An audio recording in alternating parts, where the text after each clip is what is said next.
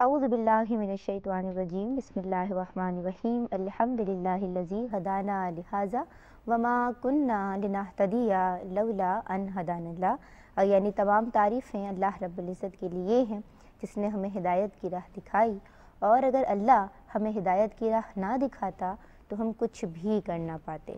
اللہم صلی علی سیدنا و مولانا محمد عدد ما فی علم اللہ صلاۃ دائمۃ بدوام ملک اللہ۔ السلام علیکم ورحمۃ اللہ وبرکاتہ۔ ناظرین کرام، آپ دیکھ رہے ہیں پروگرام کائنات اور میں ہوں اس کی میزبان سیدہ ندا نسیم۔ ہمارا یہ پروگرام خالق کائنات کی لامحدود قدرت و حکمت کو جاننے اور پہچاننے کی ایک ایمان افروز کاوش ہے جسے پیش کرنے کی سعادت پاکستان ٹیلی ویژن حاصل کر رہا ہے۔ آج بھی ہمارے گفتگو کا محور، ہمارا آج کا جو ناظرین کرام پروگرام ہے یہ گزشتہ پروگرام سے پیوستہ ہے، اسی کی اگلی کڑی ہے، یعنی آج بھی ہمارا جو موضوع گفتگو ہے وہ ابلاغ ہے، میڈیا ہے اور انفارمیشن ٹیکنالوجی ہے۔ ناظرین کرام، میرے پہلے مہمان ہیں ڈاکٹر سہیل شفیق صاحب، السلام علیکم۔ اور ان کے حوالے سے ان کا تعارف کروا دوں، آپ اسلامی تاریخ، آپ کا ڈپارٹمنٹ ہے، جامعہ کراچی سے آپ منسلک ہیں۔ اور جو میرے دوسرے مہمان ہیں ان کا نام ہے بدر سمیع صاحب، السلام علیکم۔ آپ کا جو شعبہ ہے وہ کمپیوٹر سائنس ہے اور آپ انچارج ہیں کراچی یونیورسٹی یا جامعہ کراچی میں کمپیوٹر سائنس ڈپارٹمنٹ کے۔ میں آپ کو بھی خوش آمدید کہتی ہوں، آپ دونوں شخصیات کو خوش آمدید کہتی ہوں۔ آپ کی جانب آؤں گی بدر سمیع صاحب، اور پروپیگنڈا کی چونکہ ابھی آپ نے بات کی، یہ بھی کہا جاتا ہے کہ یہ ایک شوگر کوٹڈ ٹیبلٹ ہے، یعنی جھوٹ پر سچ کی تہ چڑھائی جاتی ہے، جیسے ابھی پروپیگنڈا کے حوالے سے آپ نے ڈیفینیشنز بھی بتائیں۔ تو جھوٹا پروپیگنڈا، جو جیسے ابھی ڈاکٹر سہیل صاحب نے بھی بتایا کہ زیادہ تر جو اس کا جو پہلو ہے، اسپیکٹ ہے، وہ منفی ہی لیا جاتا ہے، تو یہ جو جھوٹا پروپیگنڈا کیا جاتا ہے معاشرے پہ کیا اثرات مرتب کرتا ہے؟ دیکھیں، جھوٹا پروپیگنڈا ظاہر ہے کہ منفی اثرات ہی مرتب کرتا ہے۔ جو لوگ سچ کو سچ جاننے کے بجائے سچ کو جھوٹ سمجھنے لگتے ہیں، جھوٹ کو سچ سمجھنے لگتے ہیں، اور جب جھوٹ اور سچ غلط ملت ہو جائیں تو پھر ظاہر ہے کہ اس کے اثرات جو ہیں وہ ہر ایک کے لیے نقصان دہ ہوں گے۔ جو کر رہا ہے ڈیلیبریٹلی ایسا، اس کے لیے بھی نقصان دہ، اور جو ایسا نہیں کر رہا، جو اس سے متاثر ہے، ظاہر ہے اس کے لیے تو نقصان دہ ہے ہی۔ بہت خوب بدر سمیع صاحب۔ اور ڈاکٹر سہیل شفیق صاحب، بہتان کے حوالے سے غیبت، تجسس، ایک دوسرے کی ٹوہ میں لگنا، یہ دو ایسی اخلاقی برائیاں ہیں، بیماریاں ہیں جو ہم سب میں پائی جاتی ہیں۔ مجھے یہ بتائیے کہ بہتان وہ ایک آپ دوسرے پہ الزام لگا رہے ہیں جو اس میں ہے بھی نہیں، تو اسلامی تعلیمات کیا ہیں اس حوالے سے؟ دیکھیں، ابھی غیبت کا ذکر کیا گیا، قرآن کریم نے بہت سخت الفاظ میں اس کی مذمت کی، اور غیبت تو یہ ہے کہ کسی کے بارے میں ایسی بات کرنا کہ جو اس کے لیے ناگوار ہو، اس کی غیر موجودگی میں، جبکہ وہ بات اس کے اندر موجود ہے اس کے اندر۔ اور حدیث مبارکہ سے پتہ چلتا ہے کہ وہ بات جو کہ اس کے اندر موجود نہ ہو تو پھر وہ بہتان اور الزام تراشی ہے، یعنی وہ اس سے کہیں زیادہ سخت جو ہے گناہ ہے قرآن کریم کے نزدیک۔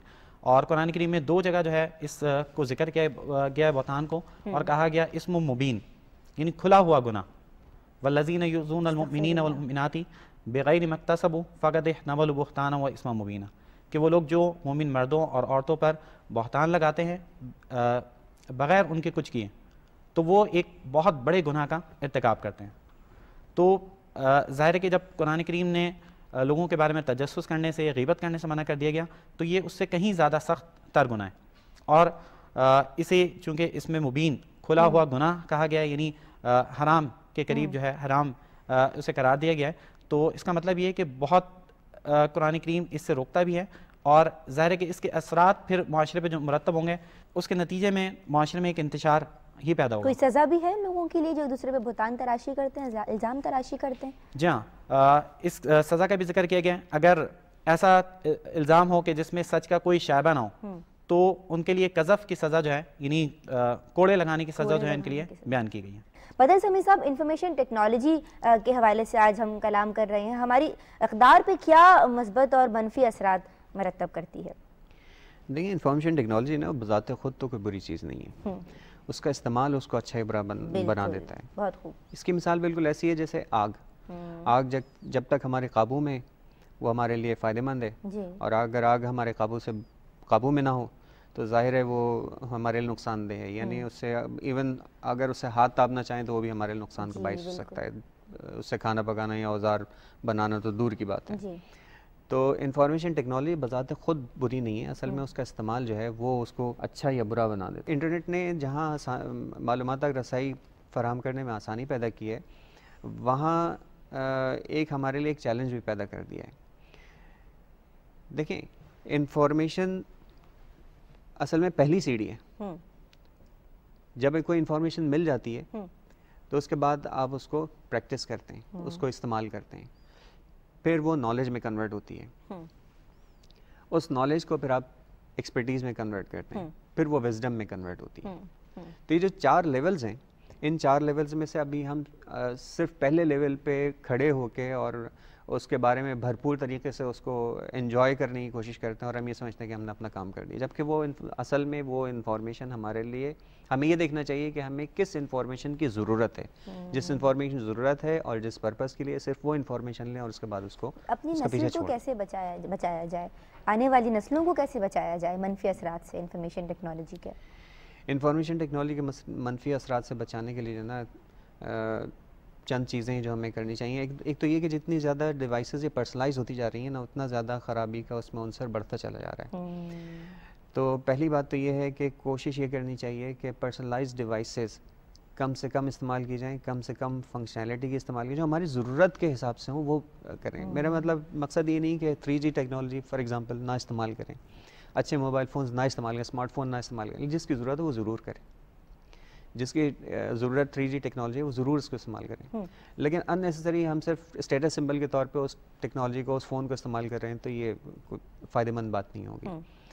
اچھا، دوسری بات یہ کہ ڈیوائسز کے بعد میں عام افراد کی بات کرتا ہوں جو کمپیوٹر استعمال کر رہے ہوتے ہیں، عام افراد گھر میں کمپیوٹر استعمال کر رہے ہوتے ہیں، تو کمپیوٹر کو کسی ایسی جگہ رکھا جائے جہاں سب کی پہنچ ہو، جہاں مثلا فار ایگزامپل لیونگ روم میں آپ رکھیں، کوشش کریں کہ اسے ایسی جگہوں پر جہاں لوگوں کا گزر کم ہوتا ہے وہاں نہ رکھیں، تاکہ بچے جو ہیں وہ ہماری نظروں کے سامنے بھی رہیں۔ تیسری بات بلکہ انفیکٹ یہ ہے کہ جب بھی کمپیوٹر استعمال کریں بچے، خاص طور سے میں اصل میں میرا فوکس اس میں بچے ہیں، کیونکہ بڑوں کے لیے بھی چیزیں فائدہ مند ہیں، لیکن بچوں پہ چیزیں زیادہ منفی طور پہ زیادہ اثر انداز ہوتی ہیں۔ تو تیسری بات میں اس سلسلے میں یہ کہنا چاہوں گا کہ پیرنٹس کو یہ بھی خیال رکھنا چاہیے کہ جب وہ بچے کمپیوٹر یا انٹرنیٹ استعمال کر رہے ہیں تو اس کو استعمال کرنے کا کوئی واضح مقصد ہو، بلا مقصد کمپیوٹر نہ استعمال کریں، انٹرنیٹ نہ استعمال کریں۔ اچھا، یہ آپ کیسے انشور کریں گے کہ اس کا کوئی واضح مقصد ہے؟ تو اس کا کوئی ڈیلیوریبل ہو۔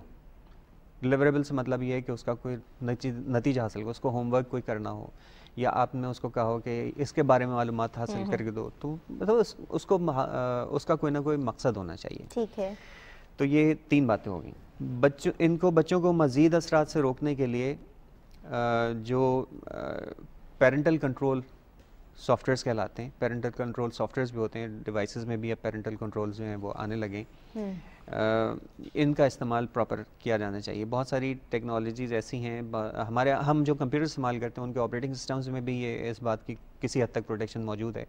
آپ اس کو کنفیگر کر سکتے ہیں کہ جو ان وانٹیڈ ویب سائٹس سے بچوں ایکسیس جو ہے وہ اس کو روک سکے، بلکہ ایون جو عام طور پہ لوگ ونڈوز آپریٹنگ سسٹم استعمال کرتے ہیں اس میں تو یہ بھی اس بات کا بھی آپشن ہے کہ آپ بچوں کے لیے جو اکاؤنٹس بنائیں اپنے کمپیوٹر کے اوپر، اس پہ آپ واچ لگا دیں کہ وہ ویکلی یا ایک سرٹن ڈیوریشن کے بعد، نارملی اس میں بائی ڈیفالٹ جو ہے ویکلی ہوتا ہے کہ 1 ویک کے بعد وہ بچوں نے کون کون سی سائٹس ایکسیس کی، اور جن سائٹس کو آپ نے بلاک کیا ہوا ہے ان میں سے کسی سائٹ پہ جانے کی کوشش کی، یہ ساری انفارمیشن جو ہے وہ ایک ای میل کی صورت میں اس کو فراہم کرتا ہے۔ پھر بہت ساری کامن چیزیں ہیں، جیسے مثال کے طور پہ سرچ انجنز ہیں، سرچ انجنز میں بھی اس بات کا آپشن موجود ہوتا ہے۔ فار ایگزامپل گوگل میں اس بات کا آپشن موجود ہے کہ سیف سرچ کو آن کیا جا سکتا ہے، بلکہ سیف سرچ کو نہ صرف آن کیا جا سکتا ہے بلکہ پاس ورڈ پروٹیکٹ بھی کیا جا سکتا ہے، کہ ہم اگر اپنا ایک اکاؤنٹ کریٹ کر لیں اور اس کو سیٹ کر دیں تو ایک دفعہ جب بھی اب اس کی جو سیٹنگ ہے سیف سرچ کی وہ بھی اس وقت تک چینج نہیں کی جا سکتی جب تک کوئی اکاؤنٹ پہ لاگ ان نہ ہو، اس کو پاس ورڈ نہ دیں۔ اچھا، اسی طرح سے اور بھی بہت سارے سائٹس ہیں، مثال کے طور پہ ویڈیوز عام طور پہ دیکھنے کے لیے جب سے یوٹیوب پہ پابندی لگی ہے لوگ اور اس کے آلٹرنیٹس دیکھنے لگے، فار ایگزامپل ڈیلی موشن ہے، تو ڈیلی موشن میں بھی ایج فلٹر جو ہے وہ اس کو آن آف کیا جا سکتا ہے۔ ایج فلٹر اگر آن کر دیں تو بہت سارے ان اپروپریٹ ہماری سوسائٹی کے لحاظ سے جو ان اپروپریٹ ہیں ان میں اس کافی حد تک وہ فلٹر ہو جاتے ہیں. نئی نسل کو ان تمام اخلاقی برائیوں سے کیسے بچایا جائے؟ یہ تو ٹھیک ہے کہ ابلاغ کے پر لگ گئے ہیں اور آج ہم یہاں ہیں کل ہم وہاں ہیں، انٹرنیٹ کے تھرو کہیں پہ بھی وزٹ کیا جا سکتا ہے، کسی بھی بک کو وزٹ کیا جا سکتا ہے، اسٹڈی کیا جا سکتا ہے. لیکن بچے ڈاکٹر سہیل شفیق صاحب زیادہ انہوں نے بھی بچوں کو اس لیے موضوع بنایا اور بچوں کو ٹارگٹ کیا کہ بچے زیادہ برائی کی طرف جا سکتے ہیں کیونکہ بچوں میں سمجھ بڑوں کے مقابلے میں کم ہوتی ہے. کیسے بچایا جائے نئی نسل کو، بچوں کو بالخصوص ان برائیوں سے جو کہ انفارمیشن ٹیکنالوجی کے تھرو منتقل ہو رہی ہیں؟ خیر اور شر کائنات میں بھی ہیں اور انسان کی ذات میں بھی دونوں چیزیں رکھ دی گئی ہیں. وَهَدَيْنَاهُ النَّجْدَيْنِ کہ ہم نے دونوں راستے دکھا دیے گئے ہیں. انسان کو اس بات کا اختیار حاصل ہے کہ وہ خیر کو اختیار کر لے یا شر کو اختیار کر لے. اب اس میں کچھ چیزیں تو بدر سمیع صاحب نے ذکر کی کہ ڈیوائس جو ہے اس کے ذریعے سے جو ہے کچھ چیزوں کو روکا جا سکتا ہے. اور ایک چیز جو ہے وہ انسان کی اپنی ذات کے حوالے سے کہ انسان میں بچے ہوں یا بڑے ان میں اس بات کا شعور موجود ہو کہ وہ صحیح چیز کو استعمال کریں اور غلط چیز سے اوائڈ کریں. بچوں میں اگر شعور ہی نہیں ہے تو پھر کیا کریں؟ تو وہ ان کی تربیت ایک تو ضروری ہے کہ اس حوالے سے کہ انہیں یہ معلوم ہو کہ زندگی ایک بامقصد چیز کا نام ہے اور جو دونوں راستے ہیں خیر کے ہوں یا شر کے ہوں، اچھائی کی برائی، اس میں انہیں تمیز کرنا معلوم ہو، سکھائی جائیں تاکہ وہ چیز آپ کے سامنے موجود ہے. اس چیز کا کسی بھی چیز کا آپ صحیح استعمال بھی کر سکتے ہیں اور غلط استعمال بھی کر سکتے ہیں. تو ہر وقت کوئی آپ کا ہاتھ پکڑ کے اس چیز کو نہیں روک سکتا اس کے استعمال سے. ایک فورس آپ کے اندر موجود ہوگی جو آپ کو اس کے غلط استعمال سے روکے گی اور وہ ظاہر ہے کہ اسی طریقے سے ہو سکتی ہے کہ وہ آپ کی تربیت کا نتیجہ ہوگی. آپ شعوری طور پر جو ہے اس سے اجتناب کریں. تو ضروری ہے کہ اگر نوجوان نسل کے حوالے سے بات ہے، بچوں کے حوالے سے بات ہے، کہ ان کی تربیت ہی اس انداز پہ ہو کہ انہیں صحیح اور غلط میں تمیز کرنا معلوم ہو اور شعوری طور پر وہ اچھائی کو اختیار کریں، برائی سے اجتناب کریں. اور قرآن کریم میں اس بات کا ذکر بھی کیا گیا کہ جو اہل ایمان ہیں ان کی زندگی ایک بامقصد زندگی ہوتی ہے. اور والذین هم عن اللغو معرضون کہ وہ تمام لغو چیزوں سے جو کہ وقت کو ضائع کرنے والی ہیں، جن کا کوئی مقصد نہیں ہے، بیکار ہیں، یوزلیس چیزیں ہیں، ان تمام سے وہ اجتناب کرتے ہیں. تو شروع سے ہی اس بات کی تربیت جو ہے لوگوں کو دی جائے اور اس بات پہ زور دیا جائے کہ جو غیر ضروری چیزیں ہیں جن کا کوئی مقصد نہیں ہے ان سے اجتناب کریں. ٹھیک ہے. اور جب آپ کسی مقصد کے تحت کسی چیز کو استعمال کریں گے تو آپ کا اپنا وقت ضائع نہیں ہوگا، آپ کی صلاحیتیں ضائع نہیں ہوں گی اور آپ ایک صحیح راہ پر جو ہے وہ موجود ہوں گے. تو پیرنٹل کاؤنسلنگ کہہ لیں یا گائیڈ کہہ لیں بہت ضروری ہے بچوں کے لیے. کچھ ریسٹرکشنز جو ہیں وہ ڈیوائس کی صورت میں بھی ہیں اور کچھ ریسٹرکشنز پیرنٹس کی طرف سے ہوں. کچھ انسان جو ہے جب اس میں سمجھ ہو، شعور ہو تو وہ خود اپنے لیے کچھ ریسٹرکشنز جو ہیں وہ رکھیں. سہیل شفیق کی بات کو تھوڑا سا آگے بڑھاتے ہیں. انہوں نے جو بات کہی ہے ابھی، دیکھیں ہم یہ دیکھ رہے ہیں کہ ہمارے یہاں جو ٹیکنالوجی ترقی کر رہی ہے، مشینری ایکوپمنٹ بہتر سے بہتر ہوتے چلے جا رہے ہیں، اس کے باوجود جو پرفارمنس ہے، جو پروڈکٹس کی کوالٹی ہے وہ خراب ہو رہی ہے.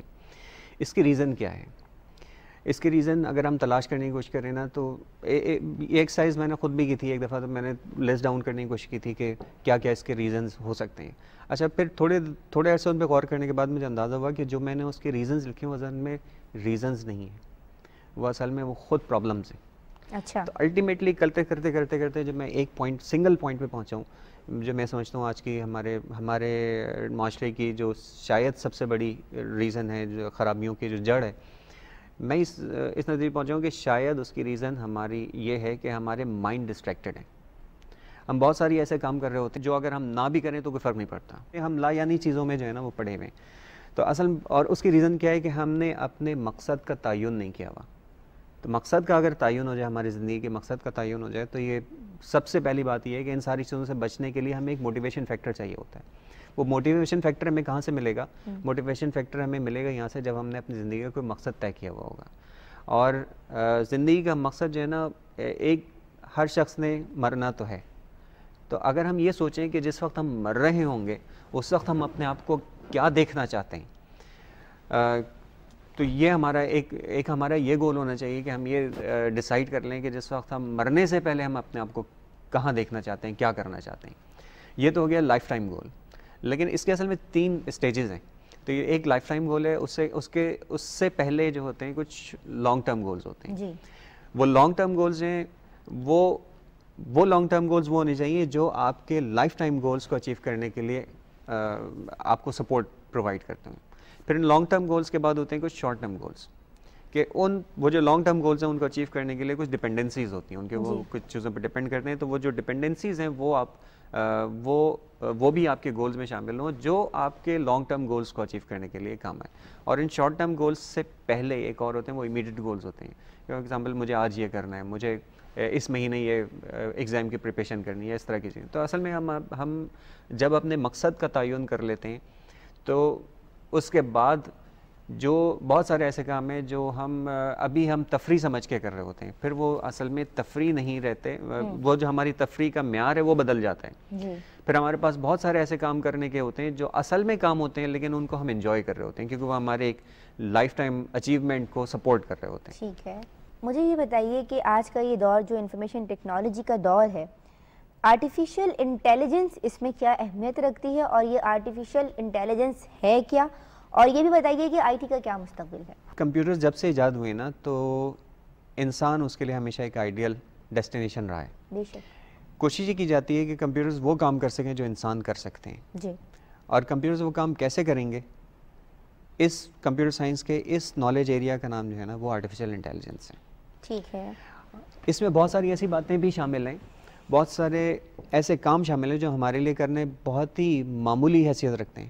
مثال پر طور پہ ہم دیکھ رہے ہوتے ہیں، سن رہے ہوتے ہیں، سمجھ رہے ہوتے ہیں، باتوں کو بول رہے ہوتے ہیں، لیکن اصل میں بڑے کمپلیکس کام ہیں. اصل میں کمپیوٹر سائنس میں جب ہم ان چیزوں کو کمپیوٹر کے ذریعے کروانے کی کوشش کرتے ہیں تب ہمیں اندازہ ہوتا ہے کہ اللہ تعالیٰ کی کیا قدرت ہے اور اللہ تعالیٰ نے کتنا زبردست نظام ہمارے دماغ میں فٹ کیا ہوا ہے. کمپیوٹر کے لیے کام کرنا ٹیکنالوجی کے اس ایڈوانس دور میں بھی ابھی بھی مشکل ہے. جس ایکوریسی سے ہم سمجھ سکتے ہیں، جس ایکوریسی سے ہم دیکھ لیتے ہیں، ہم اگر 100 میل فی گھنٹہ کی رفتار سے گاڑی جا رہی ہے اور سڑک کے کنارے کوئی ہمارا دوست کھڑا ہوتا ہے ہم اس کو پہچان لیتے ہیں. حالانکہ کتنی تیزی سے ہماری انفارمیشن جو ہے وہ چینج ہو رہی ہوتی ہے، ہمارے ارد گرد کی چیزیں چینج، اس کے باوجود ہم پہچان لیتے ہیں. لیکن یہی کام آپ ایک چیز اٹھا کے ایک جگہ سے دوسری جگہ رکھیں تو کتنا ہمیں اس کو گرپ کرنی ہے، کہاں سے اٹھانا ہے، دور رکھتے وقت کس چیز کا خیال رکھنا ہے، اس کا کیا شیپ ہے، ہم یہ بھی دیکھتے ہیں اس کا کیا شیپ ہے، اس کو کیسے رکھنا ہے. پھر وہ اگر کوئی شیشے کی چیز ہے تو ہم اس کو احتیاط سے رکھتے ہیں، اگر کسی اور قسم کی مضبوط چیز ہے تو ہم اس کو کسی اور طریقے سے رکھتے ہیں.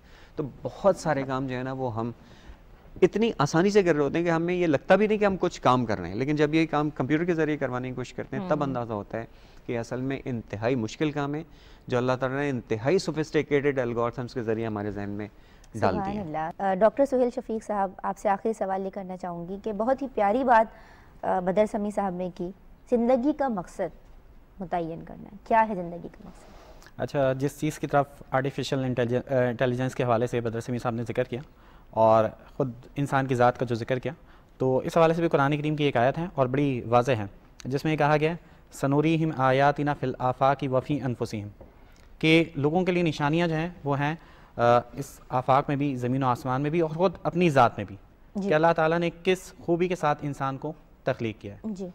تو یہ تو ایک بات ہو گئی. پھر زندگی کے مقصد کے حوالے سے تو قرآن کریم یہاں پہ بھی بہت واضح ہے، جہاں زمین و آسمان کا ذکر کیا گیا ہے، دن اور رات کے تبدیل ہونے کا ذکر کیا گیا ہے، وہاں اہل ایمان کو ایک دعا بھی تعلیم دی گئی اور وہ یہ ہے کہ ربنا ما خلقت ھذا باطلا سبحانک فقنا عذاب النار، کہ اے ہمارے رب تو نے یہ ساری چیزیں بیکار پیدا نہیں کی ہیں بلکہ ان کا ایک مقصد ہے.